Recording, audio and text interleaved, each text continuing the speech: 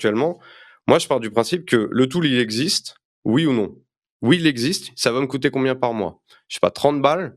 OK, si je dois le recréer, ça va me coûter une demi-journée, 30 balles par mois, au bout de combien de temps? Ça se trouve, dans 3 mois, je n'utiliserai même plus le tool. Je prends 30 balles par mois, je l'utilise, ça marche, mon agent, il se connecte dessus et tout. Si au bout de 3 mois, je dis: «Putain, ça marche, mais j'ai plein de limites», là, je vais le prendre, je vais dire à l'agent: «Tu me le recrées en interne» et ou je le refais en N8N ou n'importe, hein, tu vois? Et je l'améliore. Tu vois? Il y a toujours ce truc de dire: «Je l'améliore pour moi». Mmh. C'est-à-dire que moi, mon process pour faire une tâche, de calendrier édito, qui est aussi géré par Hermès, il est complètement différent du vôtre, tu vois? Donc on fait la même chose, tous, plus ou moins. On va d'un point A à un point B, on fait un calendrier édito ou n'importe, mais on le fait pas de la même façon parce qu'on déjà notre business sont un peu différents et puis on pense différemment, tu vois? C'est ça qui est chouette aussi. Ouais, ouais, c'est clair. Mmh. J'ai juste une question. Il y a un business de vente de workflow, tu vois, Je pense typiquement? pas. Je pensais au début et en fait, si tu veux, c'est tellement facile là de dire: «Tu vois ça? Fais-le moi», mais Ouais, vraiment comme ça. Copier, tu prends un screen, fais-le moi, qu'il ouais, y a pas de OK. business derrière.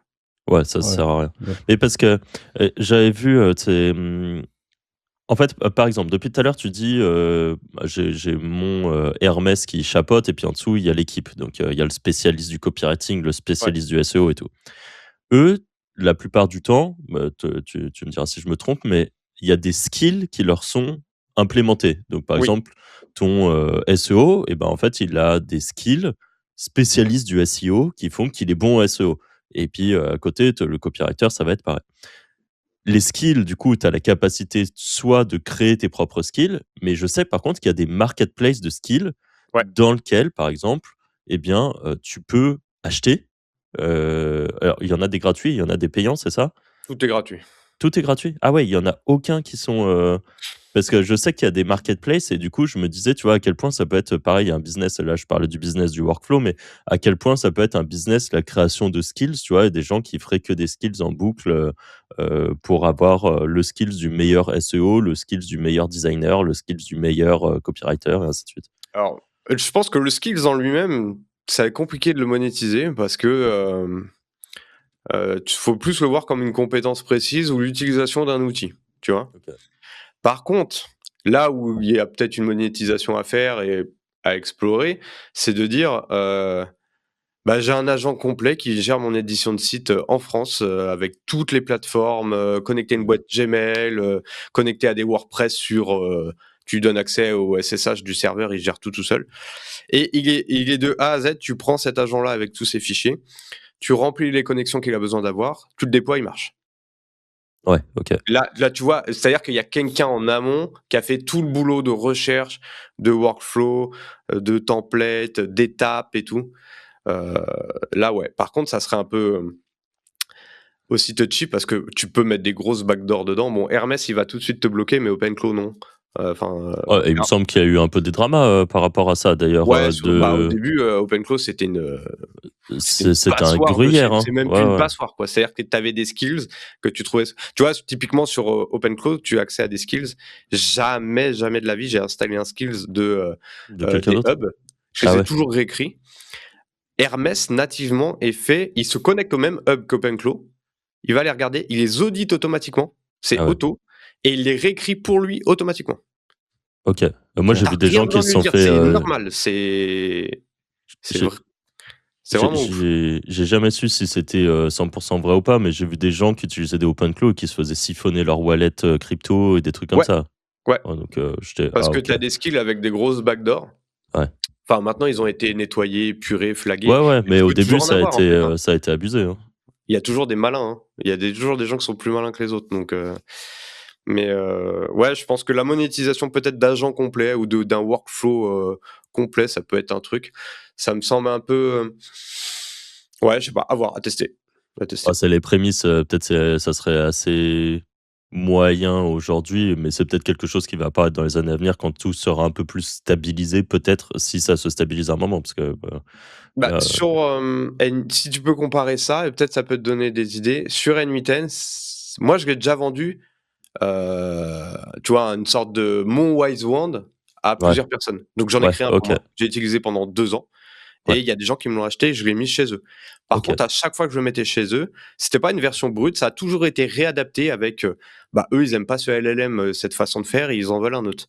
Eux, ils aiment pas cette façon de parler, ils en veulent un autre système.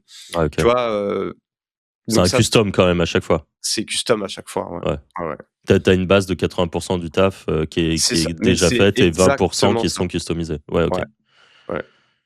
Ok. Euh, on a parlé, on a évoqué vite fait le sujet de la sécurité. Enfin, on a commencé là. Pour toi, est-ce que par exemple, pour quelqu'un qui nous écoute, qui est pas forcément technique, mais qui se dit bah tiens, je vais quand même essayer d'utiliser un Hermès, etc. Il y a des choses qui sont vraiment importantes à savoir en termes de sécurité et éventuellement à implémenter. Ouais, que, ton Claude Code ou ton codex qui va chapeauter tout ça est plus fort que la plupart des gars qui te vendent de la sécu en maintenance, pour serveurs sur le web. Je te le dis clairement. J'en ai fait les frais et en gros, tu vas lui avant d'installer Hermès, il te faut un VPS.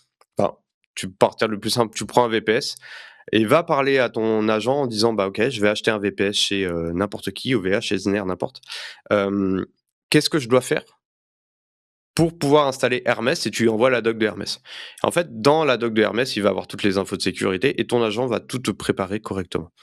La première fois qu'on le fait, ça risque d'avoir des couacs, mais en fait, il est capable de le réparer tout seul. Donc, un Hermès en sécurité VPS, tu mets en place le backup qui est en automatique sur l'hébergeur de ton VPS. Tu mets un firewall qui bloque tout sauf ton SSH. Tu accèdes en SSH avec une clé SSH, mais tout ça, il t'aide à le faire, ton Cloud Code ou ton codex. Et tu mets un file to ban et c'est fini parce qu'en fait, Hermès n'a pas de connexion entrante. Ou OpenClaw, il n'y a pas de connexion entrante. Il n'y a rien. Enfin, si OpenClaw, tu as l'interface et Hermès, tu as l'interface depuis hier. Mais si tu la mets pas, tu n'as pas de connexion entrante. Donc, à part le SSH, c'est ton seul point d'exposition entrant sur des failles de sécu. Donc ça va vite. Et pour le cas de Hermès, lui est capable de s'auto-gérer correctement parce qu'il est mieux pensé à l'heure actuelle que OpenClaw d'un point de vue sécurité.